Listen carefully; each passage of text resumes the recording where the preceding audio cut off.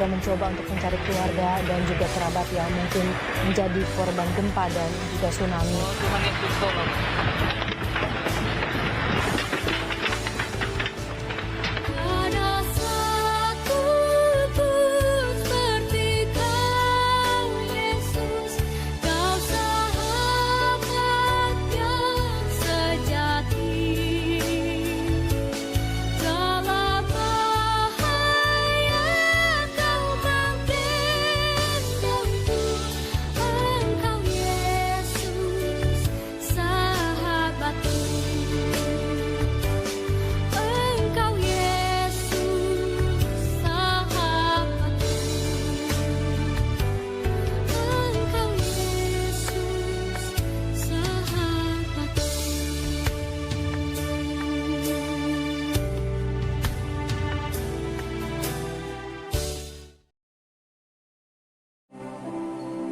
Shalom, Bapak Ibu yang terkasih di dalam nama Tuhan Yesus Kristus.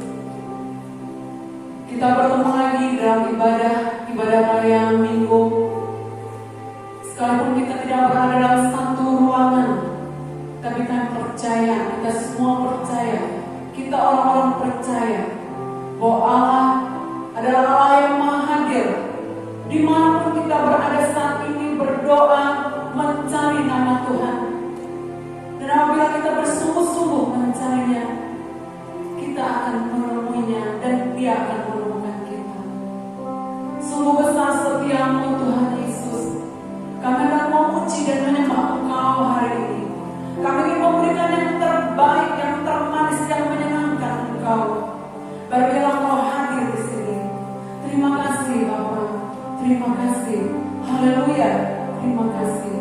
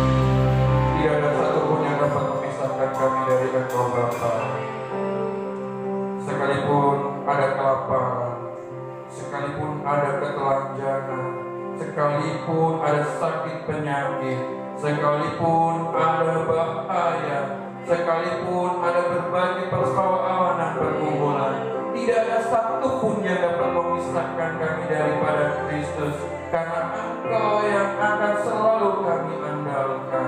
Engkau satu-satunya Allah yang akan kami andalkan selama-lamanya. Terima kasih Bapa.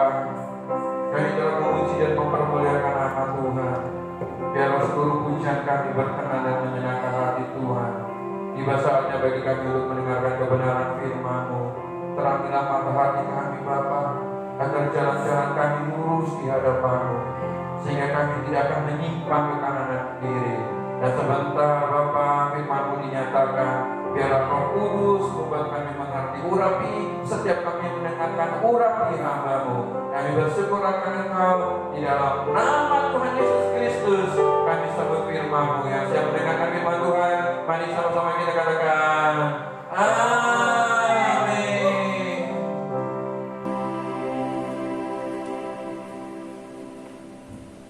Salam bagi saudara yang kasih Tuhan. Ya, ini kita sudah memasuki mungkin 2-3 bulan ya COVID-19 kita alami. Tapi kami ya saya percaya bahwa saudara tetap pada penyertaan, perlindungan dan penjagaan Tuhan. Saudara yang kasih Tuhan, ya ketika ya kami keluarga ya pada waktu itu memang hidup keluarga kami pas-pasan, saudara hanya ya bisa menyekolahkan, makan, minum dan lain sebagainya. Kami ada dalam keterbatasan. Tapi tanpa disangka Bapak Saudara, Papa saya mengalami sakit sehingga dirawat, terus kemudian beberapa waktu kemudian Papa saya meninggal. Bapak Saudara, ketika Bapak saya meninggal, ya semuanya Bapak Saudara sepertinya menjadi meragukan Bapak Saudara. Karena pada waktu itu yang menjadi andalan untuk kami memenuhi kebutuhan kami sehari-hari ya Bapak kami. Dan kemudian pada waktu itu saya masih melanjutkan sekolah Alkitab, saya masih punya ada 2 adik lagi Bapak Saudara. Ya saya pada waktu itu berpikir apakah adik-adik saya ini bisa sekolah paling nggak lulus SMA. Apalagi sekarang kami hanya tinggal mama, jadi kami anak janda, Bapak Saudara. Ya saya tahu persis adik-adik saya, 2 adik saya bergumul sangat berat untuk kemudian bisa melanjutkan ke SMP dan kemudian sampai ke SMA. Di tengah-tengah keraguan seperti itu, Bapak Saudara, ya kadang mungkin bertanya, kira-kira masa depan seperti apa ya? Kemudian dari makan minum seperti apa? Keraguan itu ada Bapak Saudara. Dan saya karena waktu itu ya abang saya dua-duanya sudah menikah, kemudian tinggal saya, terus mungkin 2 adik saya, nanti siapa yang membantu mama untuk membiayai. Tapi puji Tuhan Bapak Saudara, ya semua keraguan saya tentang adik-adik saya apakah dia bisa sekolah atau tidak, ternyata ya melalui penderitaan, melalui kesukaran, melalui pergumulan, akhirnya 2 adik saya saya juga bantu mama saya, irit-irit berapa duit berapa saya kirimkan, paling tidak untuk bayar SPP dan transportasi untuk adik saya. Jadi keraguan yang saya alami akhirnya tidak terjadi, tapi itu melewati pergumulan yang panjang. Karena saya dengan adik saya selisih 7 tahun, kemudian dengan adik yang paling kecil 14 tahun, jadi sangat panjang. Ya, itu keraguan yang akhirnya tidak menjadi kenyataan. Karena Tuhannya yang saya sembah, Tuhan yang menolong. Walaupun ya adik-adik saya ini akhirnya yang mengandalkan seorang janda, karena mama saya janda, tapi dua-duanya bisa lulus SMA. Ya, itu satu kebanggaan tersendiri. Ya, bisa sekolah paling tidak Bapak Saudara. Nah, kemudian Bapak Saudara, kalau kita perhatikan pada waktu murid-muridnya, mereka mengandalkan Yesus bahwa mereka, Bapak Saudara, beberapa minggu yang lalu saya telah sampaikan, mereka berharap Yesus membebaskan mereka dari penjajahan Romawi. Punya harapan yang besar.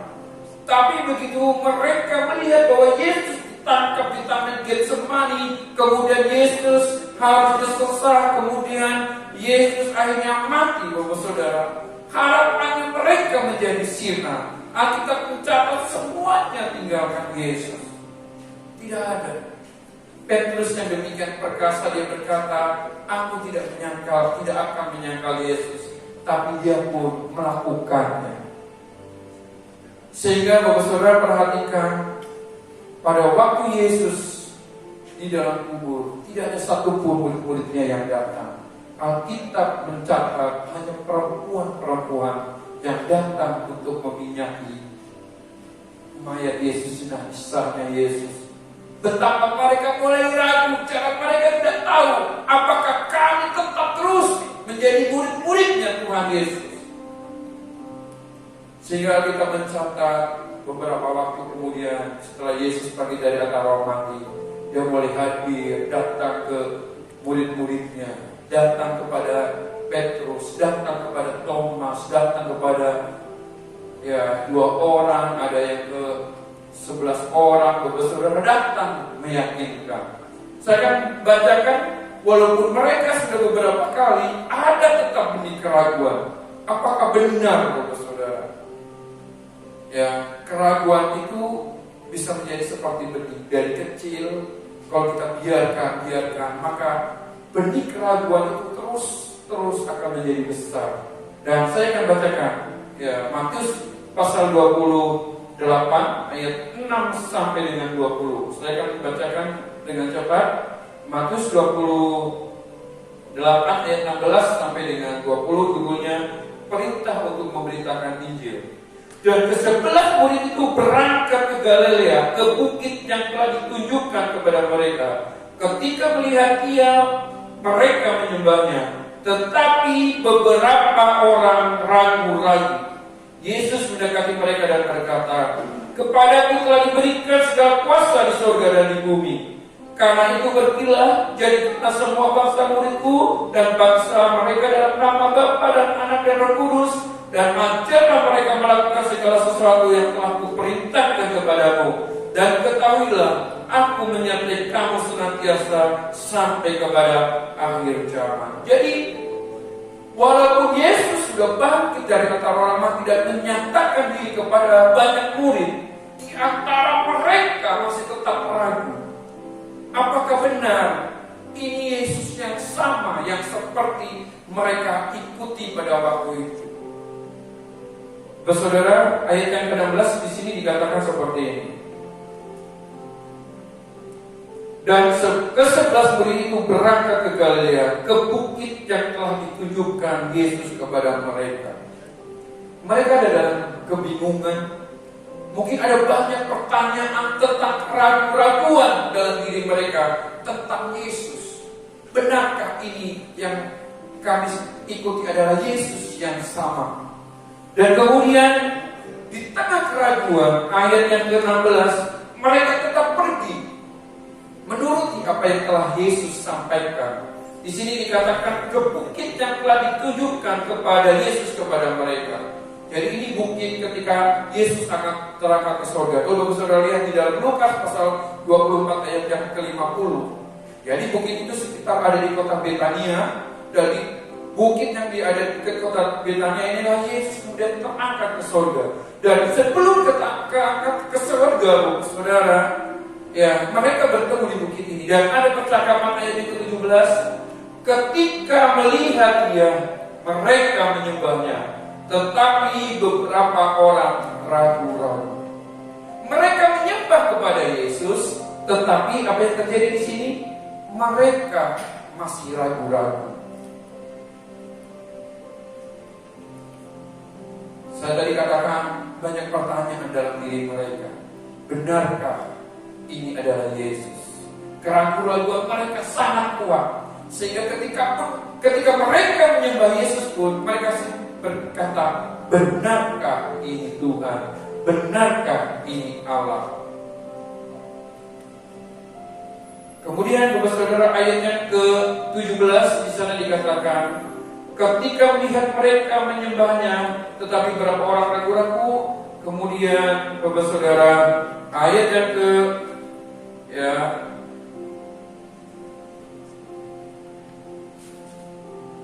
ayat ke-17 saya bandingkan Bapak Saudara. Ya, ini ayat 17-nya di sini dikatakan, ketika melihat dia mereka menyembahnya, tetapi beberapa orang ragu-ragu. Jadi ragu-ragu Bapak Saudara. Ya, saya teringat dengan satu kisah di Perjanjian Lama. Ya, Musa ini disuruh oleh Tuhan untuk pergi ke Mesir berjumpa dengan Firaun, bahwa dia akan diutus untuk membebaskan bangsanya dari perbudakan di Mesir. Tetapi Musa juga waktu itu ragu-ragu. Alkitab mencatat dia betah lidah, dia gak pandai ngomong, sehingga nanti kalau misalkan saya bertemu dengan Firaun, apa yang harus saya katakan, apa yang harus saya sampaikan? Tuhan yang mengutus, tapi Musa juga masih mengalami keraguan. Musa masih belum yakin. Bahkan Tuhan berkata, aduh, apa yang kamu pegang Musa? Tongkat. Kemudian Tuhan berkata, lemparkan. Tongkat itu kemudian menjadi ular. Tapi Musa juga masih mengalami keraguan. Sehingga Alkitab mencatat, Bapak Saudara, ya, Alkitab mencatat kepada kita di dalam Keluaran, Bapak Saudara. Bapak Saudara boleh lihat Keluaran 13 ayat 14. Keluaran 13 ayat 14, saya akan bacakan.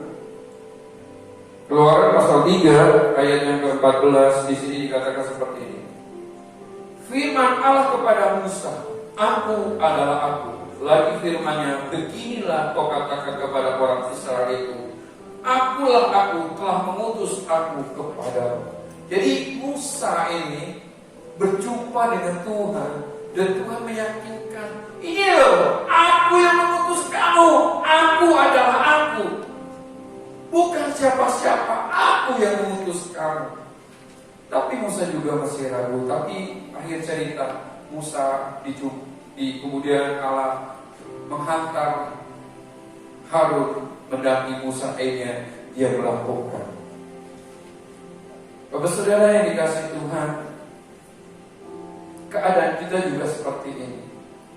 Seringkali kita menyembah Tuhan, kita ikut ibadah, kita membaca Alkitab, kita ikut ibadah online, kita melayani, tetapi kita juga masih ragu sama Tuhan. Ya, kita seringkali ragu. Ya, kita mungkin sangat mantap ketika kita ada dalam hadirat Tuhan, tapi begitu realita kehidupan kita sehari-hari, ketika mungkin kita menjumpai persediaan uang di dompet kita berkurang, kita mungkin mulai mengalami keraguan. Tapi Bapak Saudara yang sangat miris di sini dikatakan, mari perhatikan Bapak Saudara, ayat yang ke-17. Ketika melihat dia untuk menyembahnya, jadi mereka menyembah kepada Yesus, tetapi mereka ragu. Pernah nggak Bapak Saudara, suatu hari Bapak Saudara sedang makan, tapi dalam keadaan makan kita masih ragu, besok kira-kira makan apa ya? Padahal itu masih ada makanan yang dikunyah, yang ada masih di dalam mulut, tapi kita masih berpikir, masih adakah makanan untuk hari besok? Kemudian Bapak Saudara mungkin ada tabungan, ada simpanan uang, tetapi kita masih berpikir, kira-kira ada nggak nanti persediaan uang saya untuk makan dan lain sebagainya. Mungkin kita dulu pernah kontrak rumah, kita udah tinggal di kontrakan, kita masih berpikir juga, bisa nggak aku tetap tinggal di dalam rumah atau bagaimana? Ada banyak pertanyaan-pertanyaan Bapak Saudara. Sesungguhnya Bapak Saudara, kita menikmati tetapi kita masih ragu. Dan ini yang dialami oleh para murid-muridnya, Bapak Saudara. Pertanyaan buat kita, Bapak Saudara, mengapa mereka ragu, Bapak Saudara? Bukankah 3,5 tahun mereka ikut Yesus? Bukankah mereka pernah makan 5 roti dan 2 ekor ikan? melihat Yesus kemudian berjalan di atas air, ada orang-orang mati dibangkitkan. Tetapi ketika dalam keadaan yang sulit, Bapak Saudara, ketika Yesusnya hendak pergi terangkat ke surga, benih keraguan mereka muncul dan mereka menjadi orang yang ragu sekalipun mereka menyembah Yesus. Saya akan memberikan dari bagian ini, Bapak Saudara.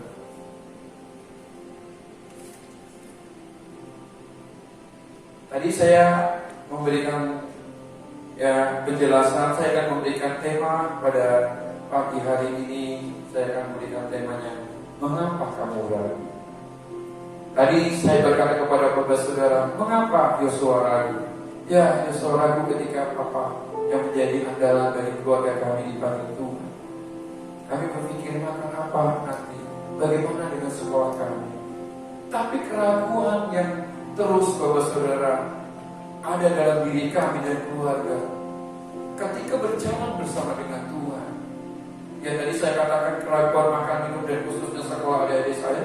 Dua, adik saya bisa lulus SMA walaupun ya dibiayai oleh seorang ibu janda.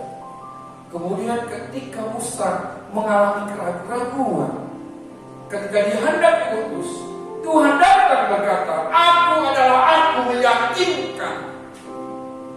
Dan ketika murid-muridnya limbung, Bapak Saudara, Yesusnya mati 40 hari, Yesus menyatakan dirinya, meyakinkan. Beberapa waktu lalu saya telah memberikan tema perjumpaan yang mengubahkan. Yesus berjumpa dengan murid-muridnya, mengubahkan, memperbarui mentalitas spirit mereka supaya mereka tidak ragu-ragu. Dari bagian ini saya ingin menyampaikan, mengapa kita tidak boleh ragu tentang Allah, tentang masa depan, tentang kehidupan, tentang keluarga dan lain sebagainya. Dari bagian ini, Bapak Saudara, yang pertama, mengapa kita tidak boleh ragu? Perhatikan ayat yang ke-18. Yesus mendekati mereka dan berkata, kepadaku telah diberikan segala kuasa di sorga dan di bumi. Yang kalau dalam bahasa aslinya eksosia, Bapak Saudara, kuasa. Jadi dia punya kekuasaan. Matius ini surat yang ditulis kepada orang-orang Yahudi. Matius ingin meyakinkan kepada pembaca orang-orang Yahudi bahwa Yesus adalah Allah yang mempunyai kuasa di surga dan di bumi. Jadi yang pertama, mengapa kita tidak boleh ragu dalam konteks ini? Karena Yesus adalah Allah. Dia di bagian yang lain harus mencatat, Yesus itu punya kunci kerajaan surga. Dia punya segala-galanya. Matius ingin meyakinkan para pembaca,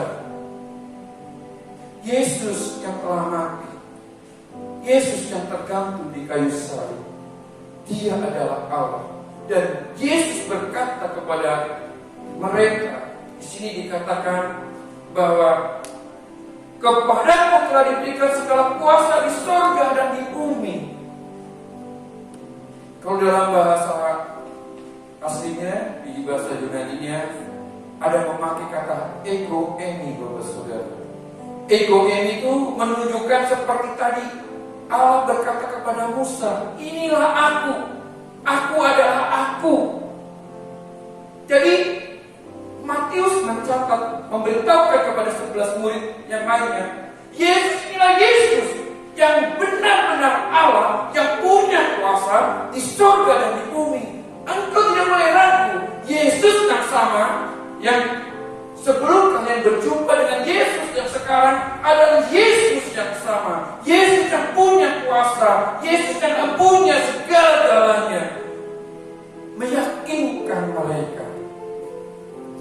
Hari-hari ini mungkin kita juga sedang bertanya, benarkah Allah itu Allah yang sanggup menolong kami? Mungkin Bapak Saudara masa lampau, Bapak Saudara pernah ditolong oleh Tuhan. Bapak Saudara masih bertanya, apakah Allah yang sama masih menolong saya? Ibrani 13 ayat 8, Tuhan Yesus tidak pernah berubah. dulu, sekarang, dan selama-lamanya. Kalau dulu pernah ditolong oleh Tuhan, besok juga ditolong oleh Tuhan, selama-lamanya juga ditolong oleh Tuhan. Allah yang sama akan menolong hidup kita, meyakinkan diri kita sehingga kita tidak ragu. Allah yang sama itu, Bapak Saudara, Ego ini yang meyakinkan Musa, Dia juga yang meyakinkan setiap kita. Ketika, perhatikan Bapak Saudara, ketika Musa harus diperhadapkan dengan orang yang super susah, orang yang super keras kepala, Firaun, Allah menyertai Musa dengan tanda-tanda heran. Allah menyertai Musa dengan penuh kuasa, disertai sedemikian rupa. Tadi saya katakan eksosia, kuasa yang besar itu Allah berikan kepada Musa. Karena aku adalah aku yang mengutus kamu, yang menyertai hidupmu. Demikian juga atas 11 murid. Kuasa yang ada padamu, aku berikan juga kepadamu. Itu nanti Bapak Saudara, peristiwanya digenapi di Pentakosta. Mereka yang bukan siapa-siapa, Petrus, kemudian Yohanes, Filipus, mereka menjadi orang-orang yang luar biasa. Jadi Bapak Saudara, dari bagian ini, yakinilah bahwa Allah di dalam Kristus adalah Allah yang sama, yang tetap terus menolong kita. Kemudian Bapak Saudara, refleksinya bagi setiap kita, mengapa kita ragu kepada Allah? Bukankah hari-hari yang kita jalani, makan, minum, dan segala sesuatu yang kita punya, semuanya dari Allah? Bukan karena ciri lelah kita, bukan karena hebat dan perkasa kita, tetapi semuanya karena anugerah Allah. Dia di atas segala-galanya yang sanggup menolong kita. Dan saya katakan, jangan engkau ragu, Dia adalah Allah yang sanggup menolong kita. Kemudian yang kedua, Bapak Saudara, mengapa kita tidak boleh ragu?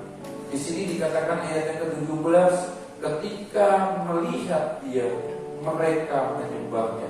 Jadi tradisi orang Yahudi, Bapak Saudara, seseorang untuk menyembah kepada sesuatu itu bukan hal yang mudah. Orang-orang Yahudi adalah orang-orang yang sangat takut akan Allah. Jadi dia tidak akan sembarang menyembah. Jadi ketika mereka berjumpa dengan Yesus, Bapak Saudara, mereka tahu orang ini adalah orang yang layak dan pantas untuk disembah. Alkitab mencatat, kemudian di tengah keraguan mereka menyembah kepada Allah. Yang kedua, Bapak Saudara, yang ingin saya sampaikan kepada kita, ketika kita masih dalam keraguan-keraguan, ya, mari kita sembah karena Dia Allah. Ya, saya ingin berkata begini, Bapak Saudara, ketika kita menyembah kepada sesuatu, maka sesuatu itu yang kita sembah adalah Tuhan dalam hidup kita. Saya ulangi, ketika kita menyembah sesuatu, berarti yang kita sembah adalah Tuhan. Misalkan gini, Bapak Saudara, Papa saya dulu punya banyak cimat, punya banyak yang bisa dikatakan barang-barang kayak dukun. Jadi yang menjadi tuan atas papa saya, ya cimat-cimatnya, ada ritual. Kalau kami orang Jawa ada namanya ritual pati geni. Pati geni itu untuk bisa merawat senjatanya atau cimatnya, dia nggak boleh makan. Pati geni itu, pati artinya mati, geni artinya api. Jadi tidak boleh makan sesuatu yang kena api. Jadi kalau makan, ya makan yang mentah-mentah. Karena dia meyakini Tuhan yang disembah oleh papa saya itu yang bisa melindungi. Dan Bapak Saudara, kalau kita menyembah kepada sesuatu, misalkan kepada iblis, berarti iblis yang menjadi Tuhan kita. Dan kalau di sini dikatakan para murid-murid menyembah Yesus, berarti dia yakin bahwa Yesus adalah Allah yang memang satu-satunya bisa disembah. Dalam keraguan mereka menyembah Tuhan. Pertanyaan buat kita, Bapak Saudara, bisakah kita dalam keraguan tetap menyembah Allah? Dan menjadi pertanyaan kita hari-hari ini, sebenarnya siapa yang menjadi pusat penyembahan kita? Bisa saja harta kita menjadi pusat penyembahan. Kita andalkan ya harta kita. Bisa saja yang menjadi pusat penyembahan kita adalah intelektualitas, kepandaian kita. Pernahkah Bapak Saudara berpikir COVID-19 ini banyak memporak-porandakan hal, sesuatu yang diprediksi dengan bagus, misalkan ekonomi, ya pertumbuhan ekonomi suatu bangsa, mereka agung-agungkan. Tapi begitu kena virus corona, Bapak Saudara, belum, sudah tidak ada apa-apa. Mungkin ada pengusaha yang sebelumnya, ya mereka sangat yakin dengan kerja kerasnya, mereka akan mencapai target, mereka akan mencapai dengan rencana besarnya mereka. Tapi apa yang terjadi? Bapak Saudara, betapa apa yang kita andalkan itu tidak ada apa-apanya. Saya berharap Bapak Saudara, di tengah keberadaan seperti ini, kita tetap menjadikan Kristus sebagai pusat penyembahan kita. Sulit, sukar, harus kita lewati. Kristus tetap menjadi pusat penyembahan kita. Kemudian yang ketiga, Bapak Saudara, mengapa kita tidak boleh ragu? Ayat yang 19, karena itu pergilah jadikanlah semua bangsa muridku dan baptislah mereka dalam nama Bapa, Anak dan Roh Kudus, dan ajarlah mereka melakukan segala sesuatu yang telah kuperintahkan kepadamu. Dan ketahuilah aku menyertai kamu sampai kepada akhir zaman. Alkitab, Bapak Saudara, sebelum Kristus datang sudah dinubuatkan. Yesaya 9 ayat 5, anak darah akan mengandung dan melahirkan seorang anak laki-laki dan akan dinamainya Immanuel. Itu sudah dinubuatkan. Immanuel arti beserta Allah beserta kita. Kemudian di dalam Matius pasal 1 ayat 23, Immanuel itu lahir. Baru kemudian setelah Yesus akan terangkat ke surga, Yesus baru berkata, aku akan menyertaimu sampai kesudahan zaman. Mengapa kita tidak boleh ragu? Karena Kristus akan menyertai kita sampai akhir zaman. Bapak Saudara yang dikasihi Tuhan, kalau engkau adalah misalkan seorang penulis, penggemarmu pasti sekali waktu dia akan tinggalkan kamu. Kalau Bapak Saudara, mungkin kita punya pelanggan, setia apapun pelanggan kita, mungkin sekali waktu dia bisa tinggalkan kita. Ya, misalkan saya jadi gembala Bapak Saudara, saya tidak selama-lamanya beserta. Saya punya rentangan waktu, mungkin ya Bapak Saudara, sekali waktu saya tidak ada. Atau mungkin Bapak Saudara yang adalah menjadi jemaat saya juga tidak bisa menyertai saya. Kita sama-sama punya keterbatasan. Tetapi di sini dikatakan Kristus Yesus akan menyertai sampai kepada kesudahan zaman. Saya berharap Bapak Saudara, mungkin hari-hari ini kita ada dalam keraguan-raguan. COVID-19, Bapak Saudara, menjadi ujian terberat bagi kita. Ujian dari sisi finansial. Ya, kita mulai mungkin income mulai berkurang. Ujian juga kesetiaan. Adakah di jam-jam ibadah yang ada, atau jam ibadah online Bapak Saudara ikut ibadah, itu juga sebuah ujian untuk kita. Atau mungkin di bagian-bagian yang lain, adakah kita tetap setia? Bapak Saudara yang dikasihi Tuhan, biarlah jika hari-hari ini masih terus tumbuh keraguan-raguan dalam diri kita, mari yakini yang pertama, Dia adalah Allah yang sanggup menolong kita. Dan biarlah mari kita jadikan Kristus menjadi pusat penyembahan kita. Dan yang ketiga di sini yakini bahwa Kristus menyertai kita sampai akhir zaman.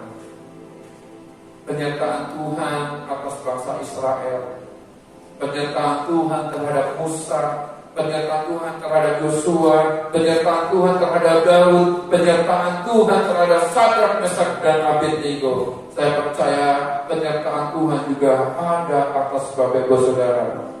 Hari-hari ini mungkin kita bergumul berat dengan keuangan kita. Yakinilah bahwa Allah Jehovah Jireh juga menolong kita. Mungkin kita juga bergumul tentang masa depan kita. Yakinilah bahwa masa depan kita bersama Kristus, masa depan yang terbaik yang Tuhan berikan. Tadi pujian berkata, tidak ada satupun penderitaan yang memisahkan kita dari Kristus. Tidak ada kelaparan yang memisahkan kita dari Kristus. Kita akan tetap setia selama-lamanya. Jika pagi hari ini kita ada dalam keraguan-raguan, mari kita datang kepada Dia. Yesus akan berkata, Ego ini, aku adalah aku yang sanggup menolongmu, aku yang sanggup menolongmu, aku yang sanggup membelamu. Mari sama-sama kita datang kepada Tuhan. Mari main musik dan kita yakini bahwa Allah ada bersama-sama dengan kita.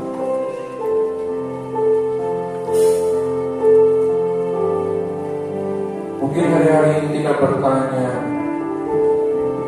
mungkin hari-hari ini juga penuh dengan pertanyaan tentang keraguan.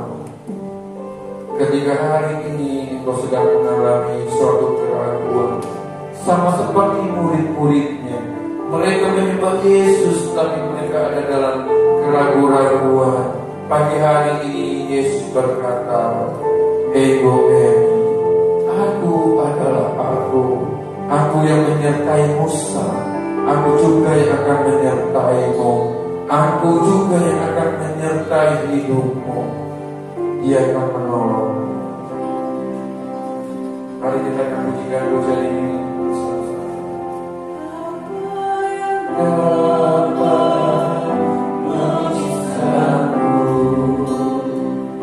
Dari kasih-Mu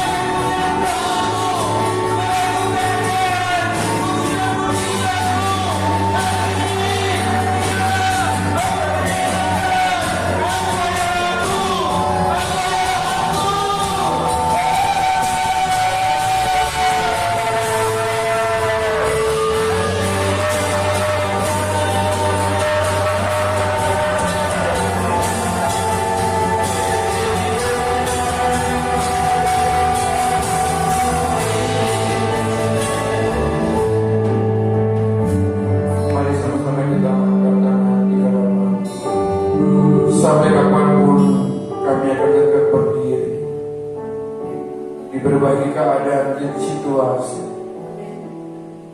Ketika kami ada dalam keraguan, kami percaya Engkau datang atas setiap kami. Kami yang lemah, Tuhan datang memberi kekuatan. Kami yang ada dalam sakit penyakit, Tuhan datang menyembuhkan. Hari-hari ini kami berkumpul dengan beban yang berat, Kau datang memberikan kelegaan. Sekiranya kami datang kepadamu dalam kekurangan, kami yakin Kau karuniakan kelimpahan, sehingga segala sesuatunya Tuhan sediakan. Sampai kapanpun kami akan tegak berdiri, karena kami percaya Engkau Allah yang sangat menolong kami, Engkau yang menjadi sumber penyembahan kami, dan kami percaya Engkau yang akan menyertai kami. Kami tidak tahu apa yang akan terjadi di hari depan kami, Bapa, tapi kami percaya Engkau menggendong kami. Jika Tuhan izinkan kami mengarungi dalam bahaya, Engkau menggendong kami, Engkau beserta dengan kami. Mari Roh Kudus, Kau datang. Mari Roh Kudus, Engkau mengalir.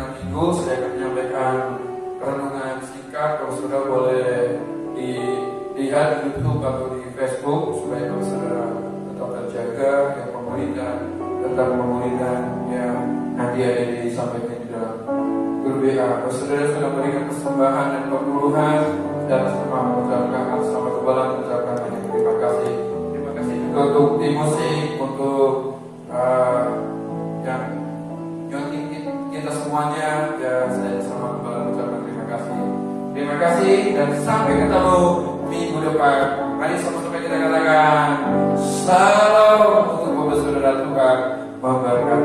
Amin.